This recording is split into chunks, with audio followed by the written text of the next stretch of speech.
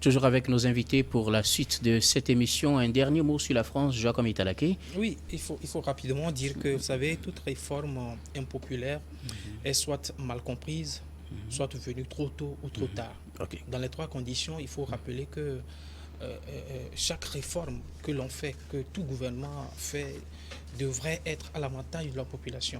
Et quand la majorité de la population rejette une réforme, en réalité, les gouvernants doivent se ressaisir et réfléchir à une nouvelle forme de réforme. C'est ça, en fait, le gouverner.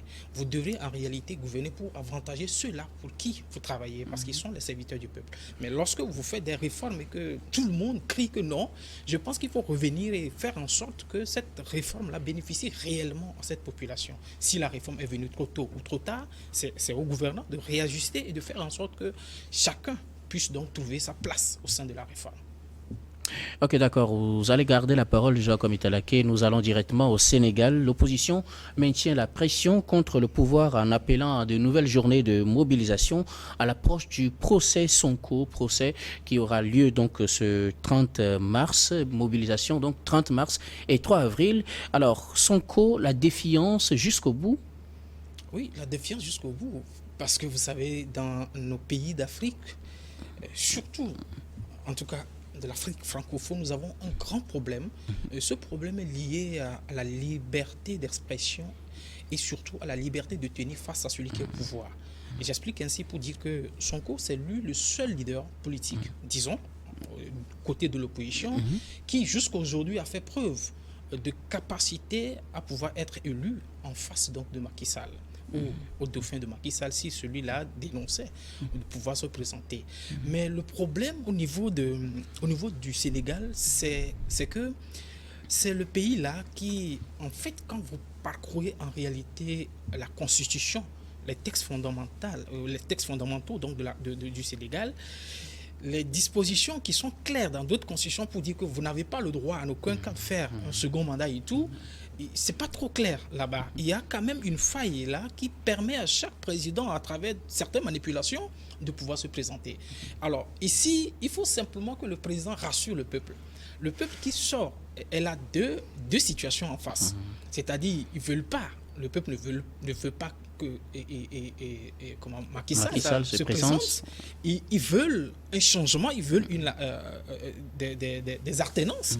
Mais au même moment, Macky Sall, lui, il ne dit rien, il est muet, et il n'écarte pas la possibilité de se présenter encore.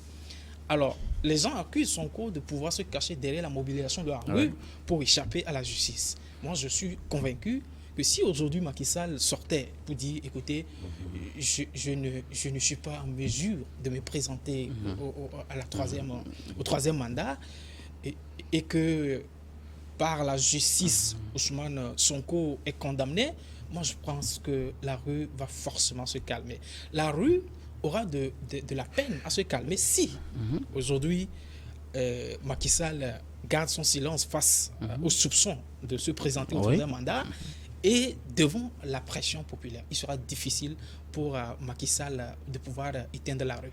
Donc le scénario, c'est que les deux sont outside, c'est-à-dire Macky Sall ne se présente pas et Sonko recalé par la justice. Bon, pour apaiser le Sénégal. C'est des hypothèses. Si aujourd'hui, moi je disais que si Macky Sall disait non, écoutez, je ne vais pas, je ne me présente pas, et qu'il condamnait, la justice, pas il, et que la justice condamnait Sonko, moi je pense qu'on va accorder un peu de crédit à la justice. Mais ici, nous sommes dans un jeu un peu plus politique. Mais si aujourd'hui Sonko disait, Macky Sall disait, bon, Macky Sall gardait silence, et qu'on condamnait encore Sonko, moi je pense que c'est le feu qui va brûler là. Et écoutez bien, il y a quand même près de 100 personnes, 100 érudits et journalistes qui ont écrit aux soins des lettres envoyées à Macky Sall pour lui dire de revenir à raison et de faire en sorte que le pays soit sauvé parce que le Sénégal est au bout de gouffre sous sa gouvernance. Que le pays soit sauvé, il y a plusieurs manières de sauver le pays, ça dépend des positions. Alors Germain, est-ce que vous pensez que le fait que Macky Sall entretienne le flou jusqu'à présent sur une possible candidature soit une raison pour Sonko avec ces mobilisations qu'on voit à chaque fois qu'il est convoqué devant la justice? Oui, mais c'est un peu ça qui est assez difficile à comprendre parce que les déboires judiciaires de Sonko n'ont pas en réalité un lien avec les faits qu'on lui reproche.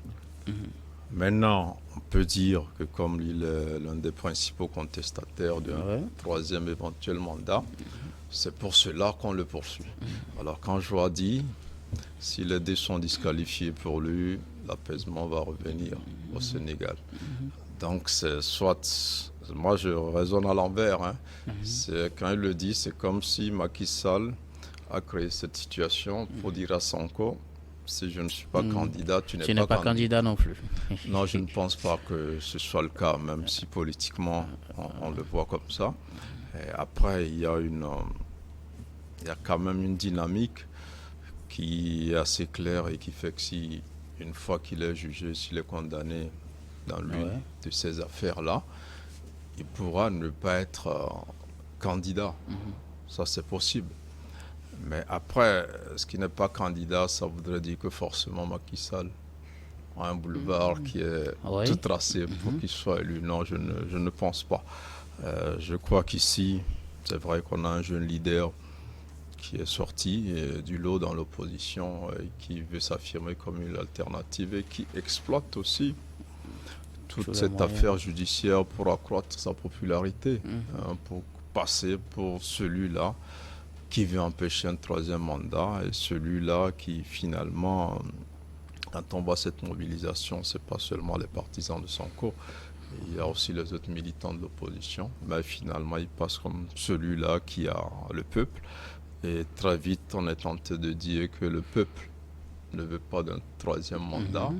Et que le peuple, voilà, donc c'est assez...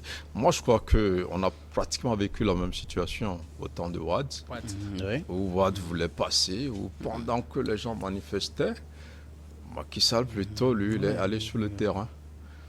Pendant que Sonko fait ce qu'il est en train de faire, je crois qu'il aurait intérêt à faire exactement comme Macky Sall.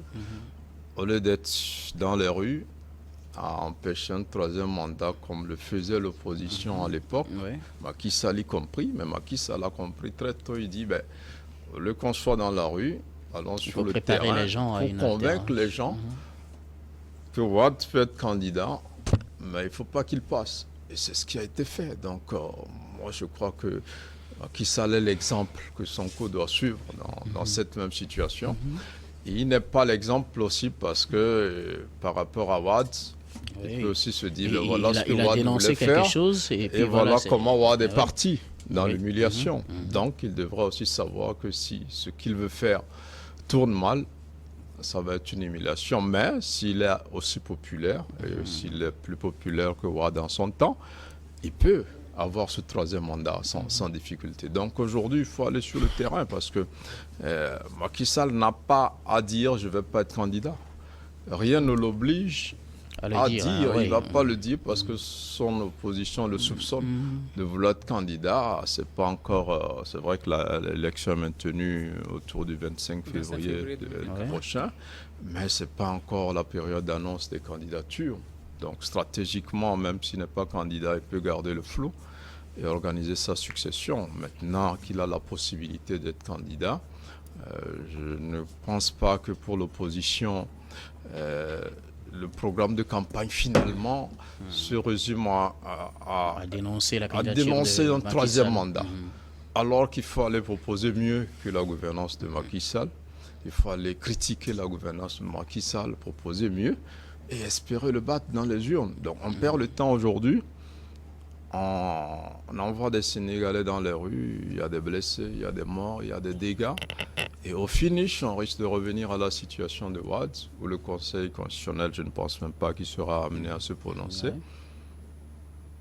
que quand Macky Sall pourrait être candidat, et en ce moment-là, c'est pas maintenant qu'il faut parcourir le Sénégal et convaincre les gens. Le temps de la campagne sera assez court, ne permettra pas à tous les candidats de sillonner tout le pays, de passer le message. Donc je crois qu'il devrait s'inspirer de ce qu'a fait Macky Sall quand il était opposant et y aller. Peut-être que si la contestation, si je suis les raisonnements de joie, si la contestation contre le mandat l'affaiblit. Peut-être aussi que la procédure judiciaire peut être ralentie aussi, on n'en sait rien. Ouais. Mais je ne crois pas qu'il faille lier ces deux affaires-là. Et Macky Sall veut aller et donc il veut disqualifier à coup sur Sonko. Je crois que Sonko devrait s'organiser pour faire face à la justice, espérer remporter. Maintenant, on pense déjà que la justice est instrumentalisée et que c'est parti pour qu'il soit disqualifié à la prochaine élection présidentielle. Mais je crois que Sonko gagnerait évidemment à faire comme Macky Sall en son temps, s'il est sûr qu'il a aujourd'hui la majorité des Sénégalais derrière lui, qu'il leur vende un bon projet de société, et si éventuellement Macky Sall est candidat, qu'il puisse le battre dans les urnes. Ok, d'accord. Mais pour le moment, Sonko et ses supporters crient à une instrumentalisation de la justice dans ces deux affaires. Gabin, quelle lecture faites-vous de cette situation? La justice sénégalaise est-elle vraiment instrumentalisée ou bien l'on se victimise pour pouvoir passer outre les décisions juridiques?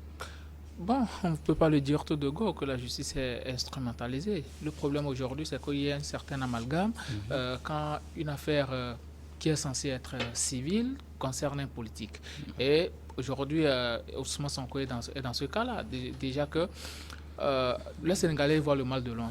Ils voient le mal de loin parce que avant que Macky Sall ne brigue le second mandat, il y avait le cas de Karim Wade. Ouais. Donc aujourd'hui, on est en train de penser aux mêmes choses en disant que bon, Macky Sall aujourd'hui veut encore écarter un potentiel adversaire pour pouvoir se représenter et gagner les élections présidentielles.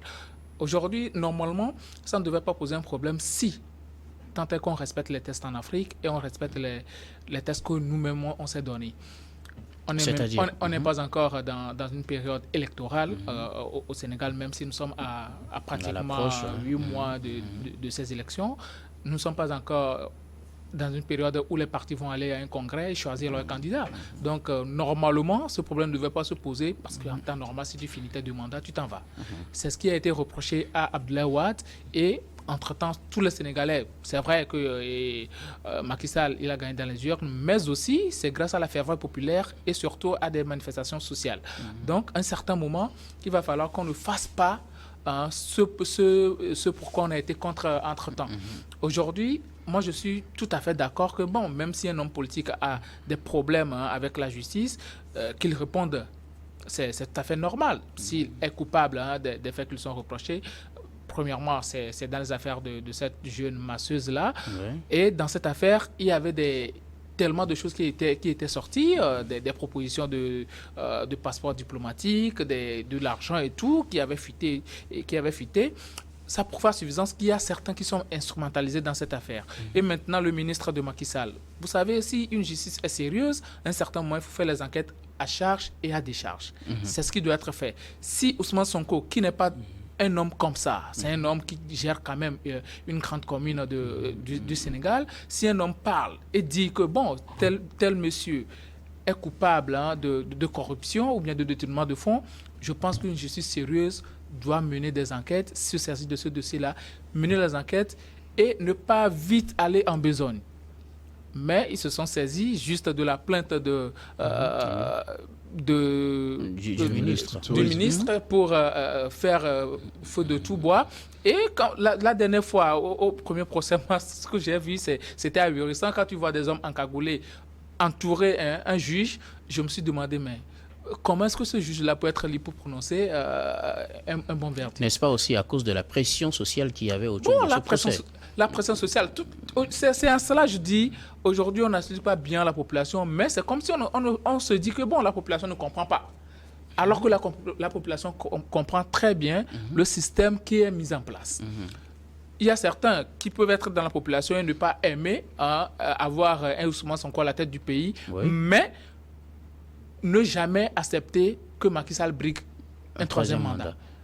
On a vu les cas dans la sous-région et ça fait cas d'école aujourd'hui. Quand vous prenez la situation en Côte d'Ivoire, un peu partout dans la sous-région, c'est ce qui se fait. Donc, les Sénégalais veulent éviter ça. Quand vous avez bataillé pendant plusieurs années pour obtenir cette limitation de mandat-là, et que quand quelqu'un vient, quelqu'un pour qui vous avez lutté, Oui. pour abriguer ce mandat, lui, il vient, bon, il veut se représenter encore une fois, ben, vous allez vous dire, ben, il sort d'où? Et Macky Sall doit savoir qu'il n'est pas en face d'un peuple assez moribond. Tous les peuples ne se ressemblent pas. Les Sénégalais sont des gens très, très, très violents. Quand ils veulent frapper, ils frappent fort et ils vont jusqu'au bout. Ousmane Sonko, il sait sur qui compter, il sait ce qu'il est en train de faire. Et il sait très bien que ce procès ne va pas tenir, même Macky Sall aussi ne va pas se présenter. Et si Ousmane Sonko ne se représente pas, Macky Sall aussi ne va pas se représenter. Ousmane Sonko peut se représenter sans que Macky Sall n'aille aux élections aussi. Oui. Donc, Macky Sall doit bien faire les choses pour savoir partir par une bonne porte. Abdoulaye Wade n'est pas encore décédé. Oui. Il est toujours là. Il voit toutes ces choses. Et à un certain moment, certains vont dire, ben, si Wade était là, On aurait ce pu serait regretter. mieux. On a vendu un voleur pour acheter un sorcier. Donc aujourd'hui, Macky Sall doit savoir raison garder et penser à mieux faire les choses. Son ministre de la Justice avait dit entre-temps que, bon, quand il a annoncé la nouvelle de l'inculpation de Sonko à Macky Sall, il était vraiment choqué en disant que, bon, même à son pire ennemi, il ne pouvait pas souhaiter ça, mais on sait tous que ça, ce sont des paroles d'hypocrisie et tout ça, c'est de l'hypocrisie. Tout fait masquer. Donc aujourd'hui, il va falloir qu'on fasse bien les choses et surtout éviter ce genre d'amalgame. S'il y a un problème entre les politiques, il va falloir que la justice sache raison garder, sache comment faire les choses pour que personne ne se sente frustré. Si les enquêtes étaient menées à bien, je suis sûr que Ousmane Sonko, un homme intelligent qu'il est, il allait se présenter devant la justice et il n'y aurait pas de problème. Et il faut voir comment le convoi a été bousculé aussi. Quelqu'un qui sort, il prend un itinéraire pour aller à la justice et puis vous le bloquez. Vous lui dites, sortez de votre véhicule, allez dans ce véhicule-là pour allier la justice. Tout ça, ça rime à quoi? Ça rime à quoi? Donc, les gens sont en train de voir derrière tout ce qui est en train, tous ces cabales-là, la main de Macky Sall, qui est en train d'utiliser, qui plus est son ministre, pour empêcher Ousmane Sonko d'aller à la présidentielle. Et pourquoi pas, bon, briser un manga, parce qu'aujourd'hui, dans les sondages, Ousmane Sonko, il est en train de grimper. Quand vous-même, vous mettez dans une posture d'avoir votre opposant, c'est ce qui se passe. Macky Sall, il a créé Ousmane Sonko comme ça. Sonko n'aurait jamais cette position-là aujourd'hui. Voilà, des siennes et tout ça. Sonko n'aurait jamais cette position-là si Macky Sall ne s'est pas mis dans une certaine bassesse, si je peux le dire aujourd'hui. Donc aujourd'hui, il a créé son opposant et Sonko, il est en train de prendre une certaine mesure, tout en brimant les lois du pays. Parce que ce qu'on lui reproche, ça peut être vrai, comme ça peut être faux aussi. Donc jusqu'alors, il a sa présomption d'innocence, mais à un certain moment, il faut remarquer qu'il y a la main de la politique derrière. Sonko crie à une instrumentalisation de la justice, mais aussi les mobilisations qu'on annonce à chaque fois qu'il y a un procès, n'est-ce pas aussi une manière de faire pression sur la justice? Je vois comme Etalake. Non, il veut se faire droit. Et, en faisant pression sur la justice. Pas une pression, le peuple n'est pas dupe. Le peuple est intelligent, le peuple sait ce qu'il fait parce qu'ils ont atteint l'âge mature pour pouvoir réfléchir avec leur tête et puis agir sans qu'on puisse l'instrumentaliser. Mais moi, je vais au-delà de cela pour dire justement que du 19 au 21 juin 1990, le discours de la Baule tenu par Mitterrand, où la majorité des pays africains sous tutelle française dans le temps étaient présents. Il y avait en ce moment un discours qui a été tenu par Mitterrand qui interpellait les dirigeants africains à pouvoir se ressaisir. Parce qu'il sait que lorsque vous avez demandé votre indépendance dans les années 60, vous avez jugé que vous êtes mature, vous avez atteint un niveau important et que vous dites non, nous ne pouvons plus servir d'autres personnes, nous sommes matures, nous pouvons le faire. Alors ceux qui nous oppressaient, ils ont un système mis en place chez eux qui leur ont permis de développer. Ils vous ont dit, tiens, voici la démocratie qui doit être appliquée chez vous si vous voulez aussi être comme nous. C'est très simple. Maintenant, vous prenez la partie qui vous arrange et vous laissez la partie qui doit arranger le peuple. Voilà où nous en sommes jusqu'à aujourd'hui.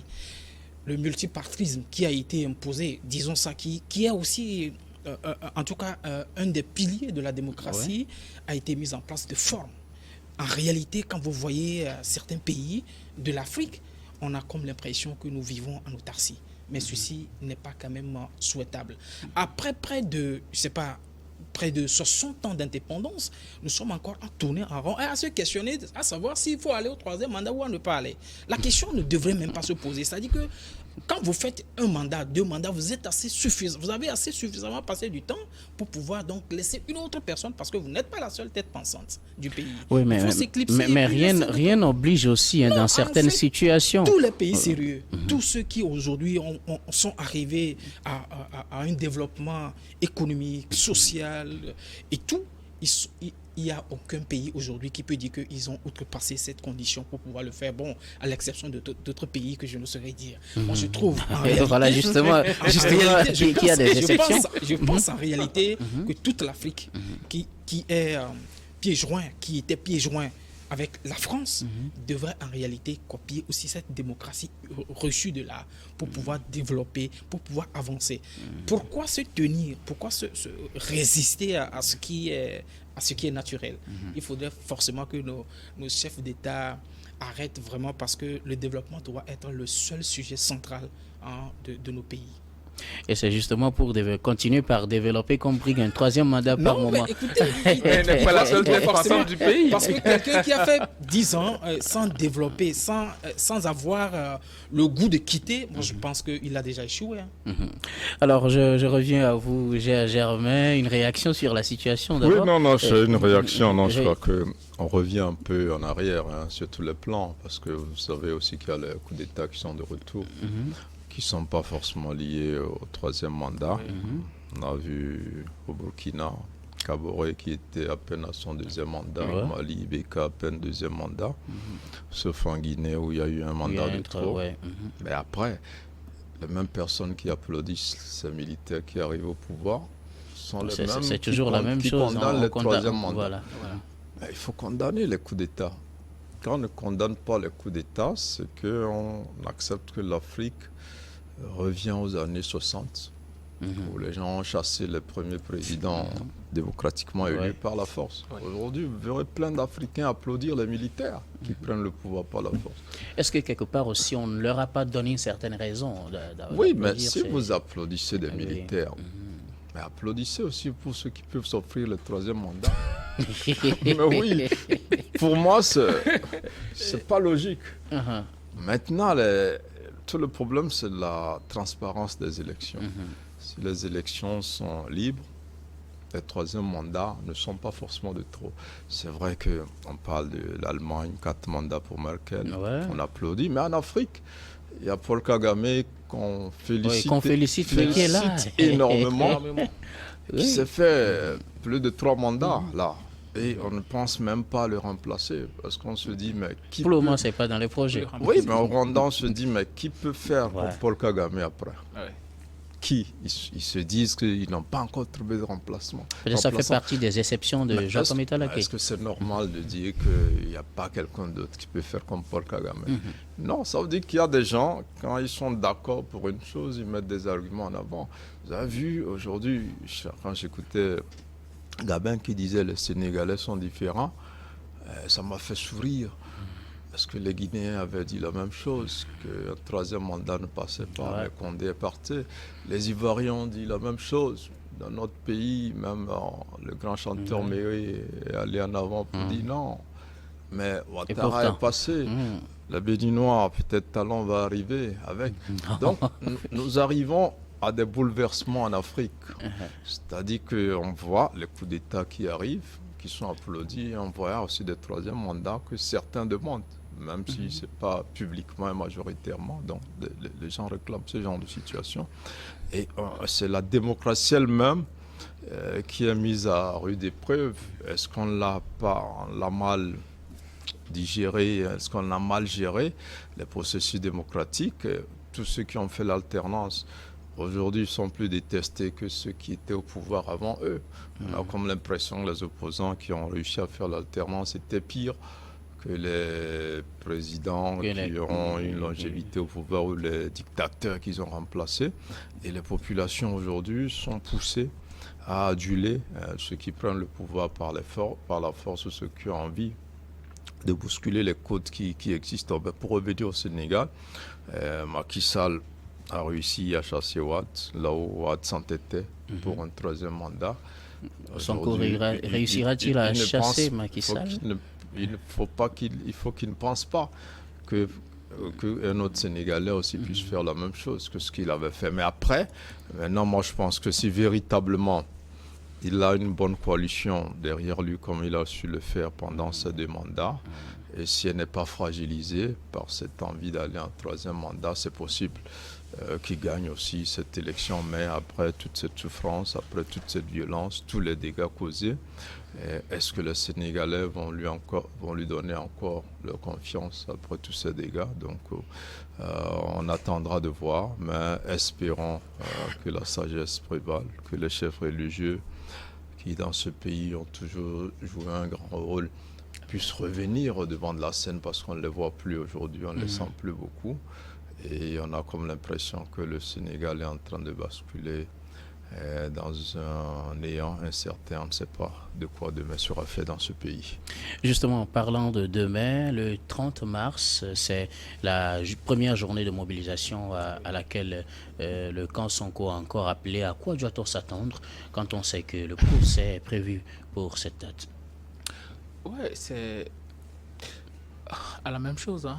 À la même chose, puisque la police aussi ne va pas y aller de main morte. C'est ce qui avait été fait lors de la première apparition de Sonko. Et aujourd'hui, c'est pour moi, hein, sauf si les deux parties arrivent à entendre raison, il y aura toujours la même chose, parce que les populations qui se mettent dans la rue, ils sont toujours dans leur logique, et eux, ils ne voient pas un procès civil, un procès entre deux personnalités du pays, mais ils voient derrière la main de Macky Sall qui veulent empêcher Ousmane Sonko, leur nouveau leader, de briguer un certain mandat. Ousmane Sonko, lui, il a su acquérir cette popularité grâce aussi, je l'ai dit, à Macky Sall, mais aussi à son discours anti-français. Donc aujourd'hui, la jeunesse africaine est très friande de ce genre de discours. Et quand tu parles comme ça, on te dit, c'est lui l'homme de la situation, c'est lui qu'il nous faut.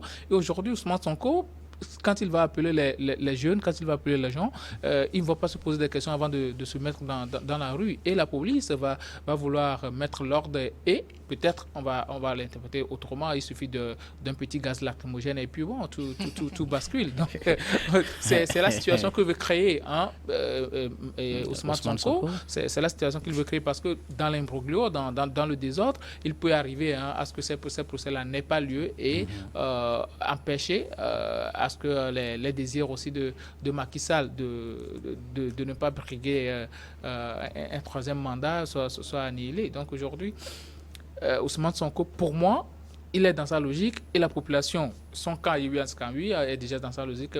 Je pense que les autorités doivent prendre la mesure de la situation. Si les opposants sont dans une mesure d'affronter les autorités en place, je pense que eux, ils doivent penser beaucoup plus à aller beaucoup plus dans le sens de la négociation, pour permettre à ce que ces procès-là puissent avoir lieu dans le calme total. Merci beaucoup, Gabé Adjaro. Merci à vous pour vos réactions sur ce sujet. Nous allons marquer la pause pour le journal, puis on revient pour la suite de cette émission.